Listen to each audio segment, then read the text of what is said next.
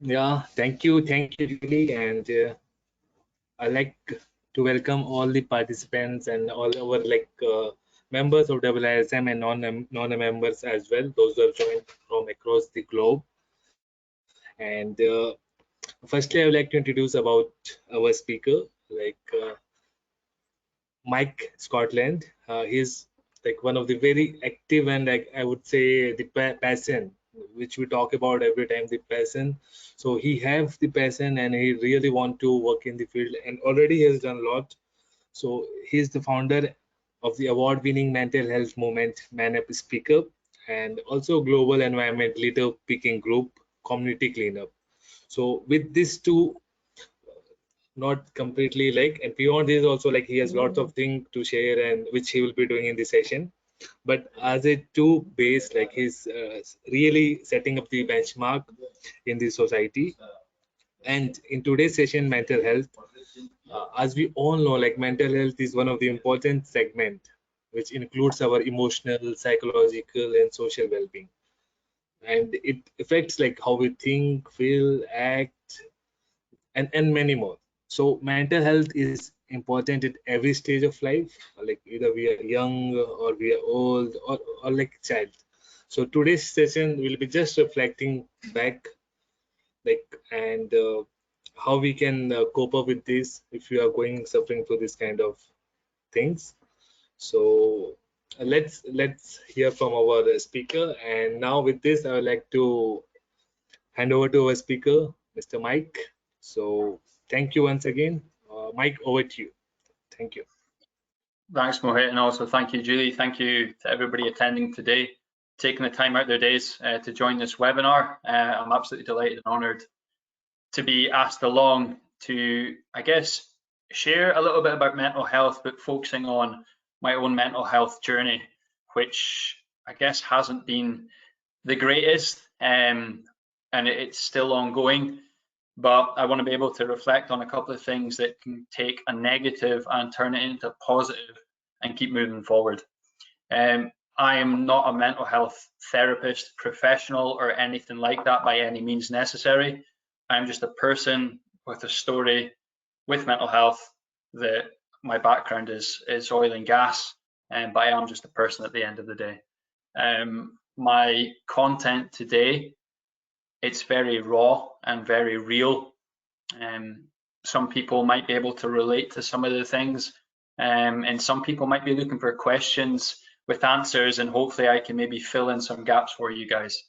So as Mohit introduced me there, my name is Mike Scotland. I am the founder of an environmental global group called Community Cleanup, and also the founder of a mental health movement in the oil and gas industry called Man Up Speak Up. And I want to touch on where these groups came from, because it's very important to me to get this message across that even in your darkest and worst places, you can turn it around and create something that you never believed was possible. So I'm going to take you through my journey. Sit back, relax, and let me get this message across, and we'll jump into questions at the end. So if you have any questions, jot them down, and we can go through them one by one at the end. So a few years ago, I experienced my first ever mental health. I guess it was a realization, I call it. Some people could call that an episode, or some people have a different wording or meaning for it. But for me, it was my first mental health realization. I was in the car. My partner at the time was driving, and I had my son, who was less than 1 year old, in the back seat. Now, this day was no different from any other day I'd experienced. I'd never felt any uncomfortable feelings in the morning. You know, my mood was great. I was looking forward to the day. So there was nothing that could indicate that today was going to be any different. And being in the car, I was going to, honestly, I can't remember if it was a shop or something, but I remember being in the passenger seat, and as I approached the set of traffic lights, I began feeling very uncomfortable. My breathing started to pick up. It started to deepen. I could feel my heart starting to beat a lot faster. My temperature was rising, and I felt as if the car began to close on me. So that very much, it was that suffocation feeling. Now, I was aware that the car wasn't actually shrinking, because that would be impossible. But that feeling and that claustrophobia started to kick in, and I very much felt suffocated. I started to slide down the seat of the car in panic. And before I knew it, I was a little tiny person trapped in my own head. And it sounds crazy, but that's exactly what it was. I had no senses of, I guess, the outer world. My hearing was blanked off. I couldn't see anything. All I could see was I was this tiny little person inside my head looking into my skull. And it was a very uncomfortable moment, as I'm sure you can realize. But the scary part was it was so real. I was looking through the eyes of a little person, and I had felt claws scraping the inside of my skull. And it's crazy. Every time I tell people that, I always think about if you were going to call the police and say, "Police officer, I've just saw a pig flying across the sky." It's crazy. You're like, that can't happen. That's impossible. And when I explained that I was this little person inside my head and scratching the inside of my skull, it's one of those things that unless you've experienced it, you can't understand. And I guess that's the uniqueness of mental health, is everybody has their own experience. And this was mine. I then felt the car moving, still trapped inside my head. And I was screaming for help. I was the little guy screaming for help. But obviously at that point, there was no words coming out my mouth. My partner continued to drive to a different area. It wasn't the shops. She'd looked at how I was, my current situation, my current demeanor, which was, wow, what is going on? This isn't right. We need to find a safe place to pull over. We went to one of the local parks in Aberdeen, and as soon as she stopped the car, it was a moment of like euphoria. I'd came to that feeling of being a little guy in my head. I was now me again, but I was petrified. I was absolutely petrified because I had no idea what I just experienced. I remember opening the door, running across the car park, and there was a small building situated at the far corner of the car park near the entrance. And I'd seen it and I sprinted towards it. And when I got towards it, I remember slumping down, throwing my back against the wall, and then curling up in a little ball, and I just started crying. I started crying my eyes out. I was just so scared. I didn't know what had happened. When my partner at the time ensured that my child was safe, she came over, puzzled, confused. You know, I can't imagine how she felt at the time, but I lifted my head up, looked in her eyes, and said, "Something's not right. I need help." And that was my very first experience of what I knew as mental health. Before that, I had never really heard too much about the topic. I'd never really taken the time to look at it, because why would I look at something if it doesn't affect me? Why would I look at something if it doesn't worry me or bother me? And it's a very naive approach, but that's what I was like at the time. I felt comfortable within myself. I was fit. I was young. I was in a good position work-wise. You know, everything was good. What's wrong? Why would I worry about these things? But that was my first turning point, and I went to the doctors and I had the conversation, which again, it was like calling the police and telling them there was a pig in the sky, because it's something that I didn't really understand myself. I didn't really know what happened. I found it very difficult to try and explain it to the doctor, but I tried my best.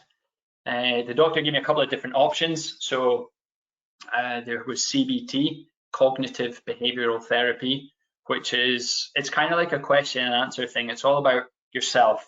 There's a set of questions and you answer them and you go through them, and it could potentially help give you skills to kind of work on yourself, work on your own mental health to get not necessarily loads better, but give you a fighting chance and gain control of those thoughts and those feelings. At the time, that didn't really work for me too much. But what I did do is I spent the next few months digging deep, deep, deep into my childhood, my past, because I understood that that feeling couldn't have just been random. It would have had to have been built up. There would have to have been something in me that would have triggered that. And I spent months looking at, I think the earliest memory I remember is being 3 years old outside my nursery. That's how far back I went. I retraced my entire life journey and process and picked out lots and lots of little things that maybe I've missed, and I took them into my adult life and they've been niggling away, and I've never really understood that. And there was loads of things that maybe in society it's accepted and maybe overlooked. For instance, one of my coping mechanisms my entire life, when I had these little dips or negativities or depressing moments, I used to do fitness, but not just go for a 5-minute run or go to the gym for half an hour. I would have to go running for hours, lift the heaviest weights, and it was almost like a self of torture to my body. Anyone that's seen me from the outside would say, oh, wow, you're a machine. Oh, he trains really hard, because it's accepted. Fitness is looked at as acceptable.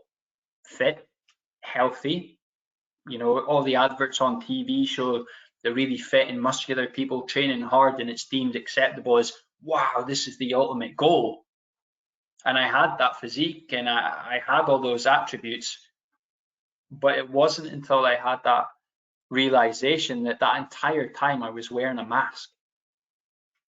It was a fitness mask put on, the confident persona, where really I was just a scared guy behind all that, trying to fit in.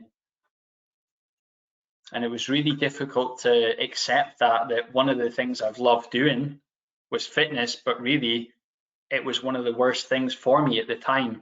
So taking that period, once I had that mental health realization, really made me look into all these things with a different perspective. So it brought me to why was I struggling so much in terms of when I took the mask off, I felt depressed. I realized that I had extreme anxiety with loads of different things, one of which was social anxiety, being around people, being around new people, the changing of environment, the changing of a situation, just change in general would drive my anxiety through the roof, which it's quite strange. Obviously, I'm a health and safety professional, so seeing change is something I have to implement. But being change in my personal life, it deteriorated me. So I had to try and put myself in little positions that would maybe bring that feeling on, and I had to try and tackle it, but I didn't have the tools. So one of the things I done was I started the group Man Up, Speak Up. I found myself in a position where I felt comfortable after my episode or my realization that I'm in a place where I need to tell people these things, because it hit me so hard. My fear was that there was going to be lots more people out there in the world that have maybe experienced that or experienced something similar or would experience it and not know what would hit them. So a place where I used to go down in my darkest moments,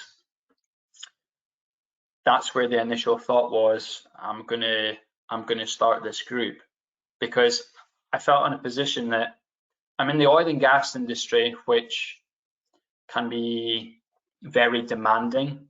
I would say very judgmental to the males out there. You know, that's very much a macho man industry, and I thought the terminology "man up" and, you know, get up, get on with it, I could maybe change that to something more positive in terms of man up and speak up. You know, to try and get away that association of the negatives of the phrase man up. Why do we not turn that round? But how do I do it? So starting the group Man Up Speak Up was I either leave the industry or I do something about it. And on World Mental Health Day 2019 now, I sat in front of a camera just like I'm doing now, and I guess I told the world that, you know, my name's Mike Scotland and I struggle with mental health, and that's okay. And that was me basically highlighting to my friends, my family, my social media following, my colleagues on LinkedIn, different companies, businesses, organizations, that I've maybe been a guy that looked upon as Mr. Confident, Mr. Fitness, but really I'm struggling. But I'm not going to give up. I'm going to keep moving forward. And when I introduced the group Man Up Speak Up, it was only really a Facebook group to say, I'm in the oil and gas. I've started a group. If there's anybody else that's struggling, feel free to join. And that's how it started. Now, when I joined that group, I had absolutely no idea how quick it was going to grow. The group had only been up and running for 1 week. And although this not may sound a lot, it was 200 members or just under 200 members that had joined. But these are 200 people with 200 individual stories. And all of a sudden, it felt like this was their door, this was their gateway to being able to communicate. And that's what the group done. And I was getting influx of messages and calls. And to be perfectly honest, I didn't really say too much. But people then wanted to talk. And I think with mental health, that's one of the key things is you don't need to always know what to say. Just say what comes out. And as long as you can find somebody that's going to have that willingness to listen, maybe not necessarily respond, but listen, that's the game changer. And Man Up Speak Up is something that was brought into the industry as a movement to give people that safe space. Now, the group's been running for over 3 years now, and the success has been incredible. There has been people that I've personally communicated with that went from being absolutely petrified of communication in terms that they were part of the group, but they didn't want to speak. I tried to call them, they didn't answer. I tried to message, they didn't respond. And there was one in particular story, I'd spoken to this woman who, you know, was very much had the hardcore face on, nothing bothered her, but she was deteriorating inside. And I think it must have took about 4 months before she called me on FaceTime, had an incredible conversation, and that individual has now turned their life around. And that was flowered by suicidal thoughts, job loss, an end of a relationship, you know, a financial low. And it just goes to show that standing up and speaking to people and sharing these sort of conversations and stories, it brings people on board to help you. You don't have to feel alone. That's a choice. It's a very hard choice to take on board and move that steps forward. It's very, very difficult. But if you can do it, the rewards on the other side are absolutely massive. And Man Up Speak Up has been able to do that through the industry. It continues to grow, but there needs to be a lot more growth from not just the group, but industry leaders, different companies, different people within companies. There has to be more communication around the subject of mental health, not just once a year when it's Mental Health Day or Mental Health Week or Depression Week. This needs to be a conversation that is every day. You know, we talk about football, rugby, sporting activities, the World Cup's way beyond. Everybody's going to be speaking about it to a certain extent. Why can't mental health join that? Why does it have to be a subject that's covered up when we all feel different mental health experiences? Because everybody has their own 100%. You don't have to be tucked up in a dark room in a corner all day to have mental health, you know, challenges. It might just be trying to call someone that you might feel a little bit awkward about, but you realize your anxiety is through the roof. Why can't we discuss that? Because there'll be a lot of people that have different similarities that they can bring it to the table, share it, discuss it, and essentially maybe get over that hurdle, or at least know it's there, or at least try. Because if you don't try, you'll never know. And that's one of the biggest things with mental health is just not speaking about it, how are you ever going to find out if there's other things that maybe you can't see? So Man Up, Speak Up is a mental health movement and it's ongoing. But it's quite crazy how that movement actually brought me on to do the group community cleanup. So that area that I filmed my first video for Mental Health Day, it was basically a rundown area. It was used as a dumping ground for over a decade. And I used to walk past that area when I was going to the shops, and you would almost be completely oblivious to it because it's a complete wreck. It's a rundown. But I decided to clean it up one day. It was one of those things where it was like a dark shadow for me. It was something if I walked past, I always feel it would kind of bring my morale back down again. Because although I was feeling mentally more better, more happier, more positive, the area that I walked past was an area that I would go down drinking alcohol when I felt extremely low. And it was always nipping away at me. So I thought, well, why don't I just clean it up? Why don't I do something about it? Rather than just walking past it and trying to ignore it, even though I know it's there, I'm going to try and clean this up. So that's exactly what I done. One day I went down with a few black bags, and it's just on the road at the top of the stairs, and I just started picking up litter and extremely enjoyed it. I never thought I would say I enjoyed picking up litter because it's something I can't stand is people littering and throwing rubbish down. But I started picking up litter and putting it in the bag, and this person on a bike stopped at the top of the stairs and shouted down, "What are you doing?" And it took me by surprise. I thought, I don't know this person. He's going to think I'm crazy that I'm picking up litter. So I just said, well, I'm just cleaning up the area. And he asked me if I wanted a hand. And I thought, go for it, let's do this. But obviously my social anxiety was through the roof. But I put myself in a position where I was exposed. Somebody had entered my bubble. I was really nervous. But I opened that bubble, let him in. His name was Massimo De Bella, one of the kindest people I've ever met in my life. And we just started picking up litter, both of us together, two strangers. And it was quite strange because I was picking up litter with just my hands, my bare hands. And he asked me if I wanted a glove. So I took the glove because obviously I was getting a little bit dirty, things were a little bit spiky. So I took the glove, put the glove on, and it turned out he had picked that glove up earlier on that day, litter picking. So it very much was secondhand. And it was something that was seen as negative, and he's just turned it into a positive because although that glove was thrown down somewhere else, I could then utilize it. And we cleaned up so much of that area that we had about, it must have been about 60 kilos worth of litter. And the conversations that we had was nothing I'd ever really discussed with friends or family before. You know, and it was crazy that, you know, we surround ourselves with, I would say, like-minded individuals, or we put ourselves in a society of people that maybe have similar but slightly different opinions and views. This guy was totally different from anyone I'd ever met. He came from a different background.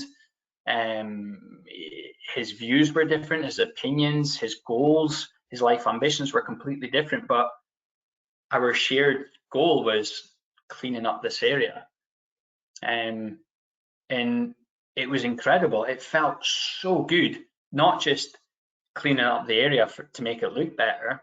I was outdoors, I was breathing in fresh air, I was making a small difference to the environment, and I made a new friend as well.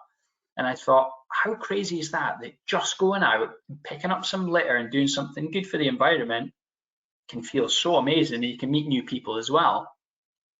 So that was the day that I thought, well, you know what, I'm gonna start a group called Community Cleanup. And that's exactly what I did the following morning. And it was something like 2 in the morning. I started doing the logo, putting it together, and then I announced the group.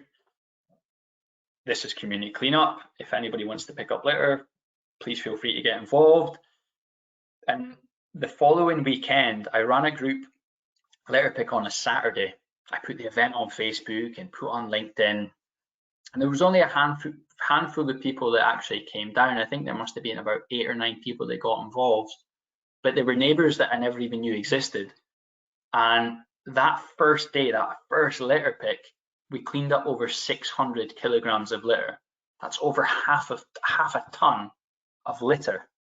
And it was euphoric. It was incredible that something so negative was turned into something so incredibly positive. So we didn't stop there. The group then went from 0 to over 1,000 group members in just over 2 weeks. We were getting contacted from Ghana, Vietnam, all over the world. So with the contacts I had in these areas, we put together a strategic plan to clean up their areas. So in one weekend, we had a litter pick in Muggy Moss, which is where I stay in Aberdeen. We had one over in Ghana on a tourist main road, and we had one over in Vietnam, which was all streamed live on Facebook. And in that one day, in a period of maybe 3.5 to 4 hours, we cleaned up over 1.5 ton of litter, 1,500 kilograms of litter. And I can't really begin to explain. For me, at that moment in time, it was like winning the World Cup. It was incredible. That feeling just picked me right up. It almost took me to a different place, you know, an upgraded version of myself. And utilizing that energy in the momentum, the group went from strength to strength. We continued to clean up that area so much that we ended up moving 12.2 thousand kilograms of litter from a 300-meter hillside. We then done 2.5 thousand kilograms of metal, which was removed from the river, so much cleaner that it actually brought otters to swim upstream for the first time in 40 years. We had more nature coming into the area. We had deer, hedgehogs, and badgers. We then developed probably like a safe haven for some people and a nature trail. So that area that had been suffocated for so many years with litter, rubbish, we then done an entire nature walk. That nature walk had a fairy garden, it had benches for people to come and sit down and relax beside the river, a place that no one even knew existed, and if they did know it existed, they only knew it as a dumping ground. But the environment was completely transformed from a group of individuals in the area that thought, I don't want this negative, I'm going to turn it into a positive. And you're probably thinking, why does that go hand in hand with mental health? But for me, when I started doing the litter picking around the different areas in terms of not just around my local community, but in different areas around Aberdeen, and when I go to a different country, I have my little litter picker, which I fold up and take with me. It almost allows me to take all my negative thoughts, put it into litter, pick it up and put them in the bin, and it almost just replenishes me. It takes out all that negativity, putting into another negative, 2 negatives, make it positive. And not only does it make me feel better, but it makes the environment look better as well. I'm getting physically active, I'm breathing in fresh air, I'm getting outdoors, I'm maybe speaking or bumping into people that I maybe never knew before, or maybe a friend that I've not caught up with in a long time. So the positives there from one single negative is absolutely massive. And it's something which, if you've never done it, get involved, try and do it, you will be surprised. But the group for me has been, it's also been a best friend.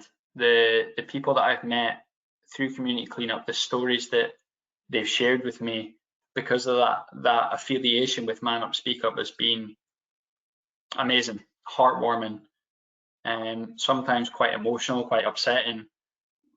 But just speaking to people that you've never spoken to before, or may never have the opportunity of speaking to because you are constrained into your own society bubble, has been absolutely life-changing for me. So that's where the both the groups have kind of came from, just personal experience. And I'm no different from anyone else in the world. I'm just a normal guy that I had a bit of a tough time and I wanted to try and do something else with it. And I unfortunately I don't know anybody on the conference today. I can't see anyone, but I would always advise that sometimes doing something that you've never done before might be the best thing that you'll ever do. Especially when you're in that reoccurring phase of maybe feeling down, upset, caught in that negative cycle. You need to do something different to break it. Now, it might not always be obvious. It might not always be going down to a riverside and cleaning up thousands of kilograms of litter. But all I can do is share my experience and say that really worked for me. And it gave me an opportunity to speak to a lot of people who I now classify as some of my closest friends, just because we were picking up litter together. But in all honesty, this journey I've been on has been, although it's been full of positives, it has also been full of a lot of negatives. And that's why at the beginning, I wanted to advise everybody watching that there may be some moments when I tell you this next part of the story that might be a little triggering in terms of the emotional side. Over the past year, I've been working in a different country, Qatar, and at the beginning, people would have seen me on social media putting up pictures of a hotel or on jet skis or going to the different football stadiums, and everybody thinks, wow, this looks amazing. And most of the time it was, except from the last time I'd went over, which there was a lot of things that, let's say, struck me down that I wasn't actually aware of at the time. A couple of days before I went to Qatar, I unfortunately lost one of my best friends who tried to take his life a year ago through an overdose. Now, I tried to contact him. He stays over in England, and I wasn't able to reach out to him. So I found the news out on social media that he had taken his own life, and it hit me pretty hard. It made me very upset, very emotional. Wasn't too sure how to deal with it. But unfortunately, that was a trigger for something that I didn't see coming. And that trigger was that it brought up some memories from my past, not great memories from my past. When I was 16, I joined the army. I joined the military, the British Armed Forces, and I ended up getting a best friend there who was like my brother. I was trained by a bombardier, a Scottish bombardier, Stephen Gilbert, who was like my father figure. But I left the army, and I always kept in touch with these two people. And unfortunately, both of them were killed in Afghanistan. My friend Robbie was killed at 18 years old from an RPG, which is a rocket-propelled grenade. And my father figure, unfortunately, lost his legs standing on an IED. And then when he got flown back to Britain, he lost his life. So losing my best friend triggered a lot of emotions that I hadn't really dealt with. So when I went over to Qatar, it was a little bit different from when I'd went over previously. There was multiple things that were maybe missed out. I wasn't entirely sure what I was going to be doing when I was over there. A lot of things were last minute and not done very professionally, to the extent where I wasn't set up for success, unfortunately. But when I got over there, I was in my hotel room, and the feelings of my recent friend passing and getting all these other feelings of my friends passing from the past brought me into very much a traumatic experience of severe anxiety, depression, and unfortunately, I began to process suicidal thoughts. And this is the bit, like, I always find difficult explaining, because it's very much taking the plaster off and reliving that experience, which not a lot of people discuss because it's not nice. but it is real, and I do believe that people need to hear that. And I was in a position where I was due to go to work in the upcoming days. I hadn't received any information at that point, but I was overwhelmed with not wanting to be in the world. I felt my best friends have died. My other best friend had taken his own life. You know, why do I deserve to live? Now, I'm a father of two incredibly beautiful children who I love to bits, but I was caught in a trap, a mind trap, that I didn't know how to get out. I didn't know which way to look. So the only option I found was I wanted to take my own life. I didn't want to be in the world anymore. I didn't want people to feel my suffering around them. So in my hotel room, I thought, I need to do something about this. So I ran a bath. I ran the bath up as high as it would possibly go, because an option would be, well, I could maybe drown myself. I could maybe go in the bath and just disappear. Or I went into the main bedroom and I'd smashed a bottle, and maybe I could take my own life with a short piece of glass. And when these thoughts are happening, people always say, well, think of the people back home, think of the loved ones. And I'm telling you, it's not as easy as that. All logic and rational thoughts go out the window, completely out the window. Because now I can think, well, why would I possibly want to do that? There was nothing wrong in my life. Everything was going smoothly. Yeah, okay, I had a couple ups and downs from my anxiety. Yeah, okay, I'd lost friends, but people lose friends and family members, and they're fine to a certain extent. So why am I feeling this? It goes out the window. You do not process that at the time. All you think is, I don't want to be here, and I need to fix it. I need to disappear. So probably one of the best things I've done, and I'm laughing because I guess I can now, is I gave myself two options, and I didn't know which one to choose. And it just so happened at that time my sister had sent me a message. She lives over in Dubai, because I was trying to get her football tickets for the World Cup in Qatar, and she just asked me how I'm doing, and I picked up the phone and I just responded, I'm not doing great, and I'm really struggling, and I don't want to be here. And that then prompted me as well to speak to my girlfriend at home, who, you know, she was naturally upset and worried for me. My sister was upset and worried for me. I then started to be scared and worried about what was going on around me. Instead of just thinking, I don't want to be here, I was thinking, I do want to be here, but I don't know what to do. I'm scared. I need help. And just speaking to my sister and my girlfriend, hearing their voices, listening to their words, it was them that managed to penetrate that moment. And the fact that I could bring my kids back into the situation where I'm a father, I need to be here for them. I need to be their dad, not just temporary, but permanently. That's what my job is in this world. That's my commitment. And that brought my feet grounded. It brought my head back down. But I still understood that what I was feeling wasn't right. It was something that I couldn't fully control.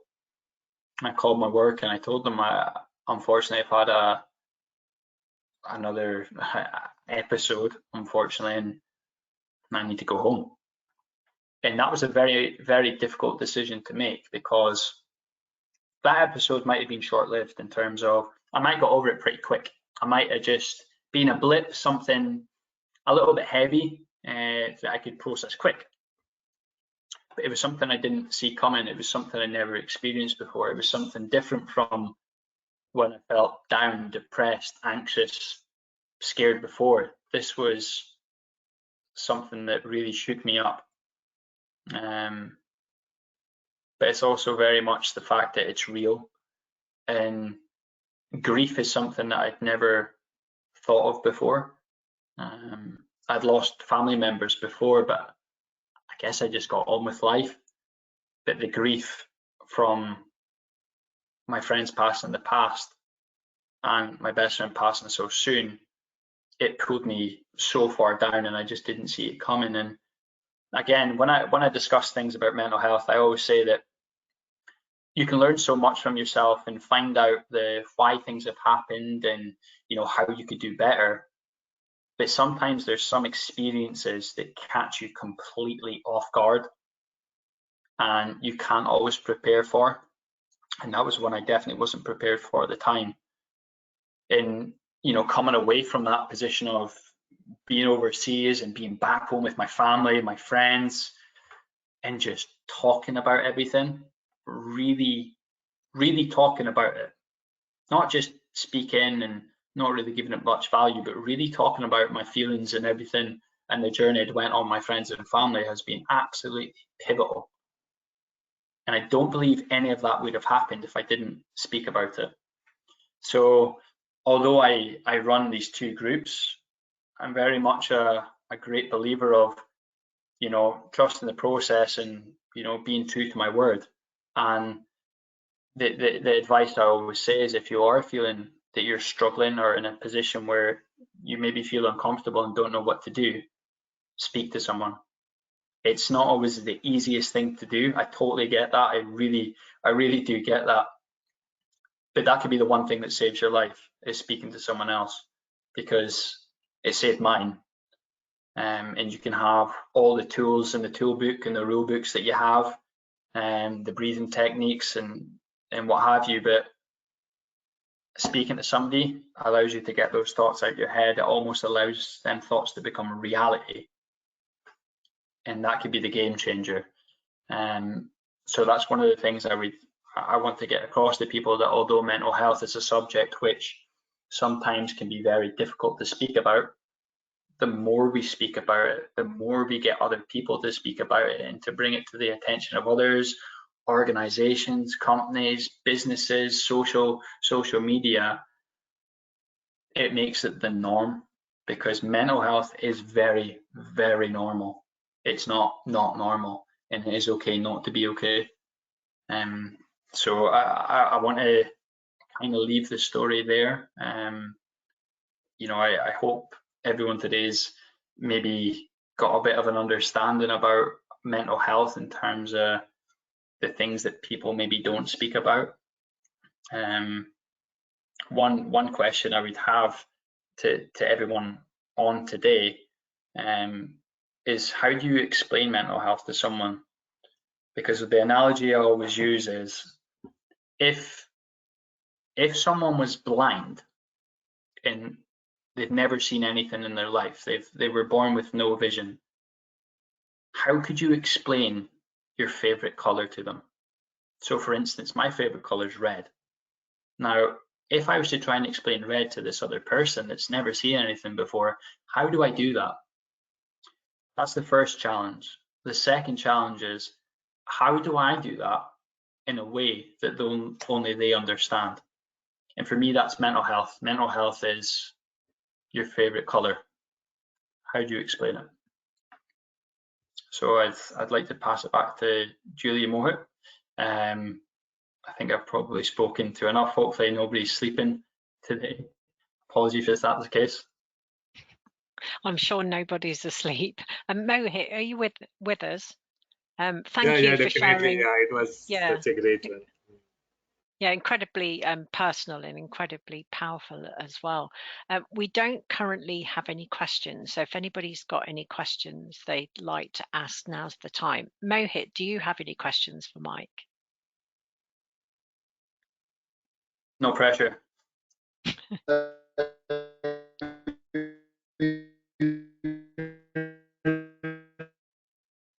No, I really listened. Exactly. No, it was very thoughtful, and you rightly pitched on fun at certain the inner feeling. It comes to set back, sometimes to set back, to think, and then means a self-doubt kind of thing. Generally, it comes I would, and then to tackle how to tackle it. So that's all. Your experiences has given a good view. and what in futures can be done. So like yeah, this mixed kind of things. Definitely, it's your personal experiences and lots of things got to learn from these sessions. Definitely. No any questions, but yeah, sharing of this thought, my thought. No, I appreciate that. Thank you. Thank you, Mohit. So we've had a comment from Robert saying very inspiring, good, positive message, which is great that people can take a positive message from what was a traumatic experience for you.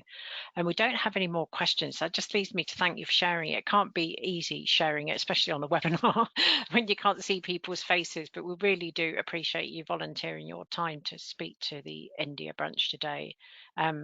Everyone's still on the webinar, so hopefully everyone took something away from what you've shared with us today. So I'd like to thank you again for presenting. I'd like to thank Mohit for organising the presentation today. I'd like to wish everybody in India and around the world a good evening or a good afternoon, wherever you are, and we hope to see you at the next branch meeting. Good evening, everyone. Thank you, guys. Thank you for having me, guys. I really appreciate it. Thank you. Thank you. Thank you. Bye. Thank you, everyone. Thank you, Mike. Bye. Cheers, guys.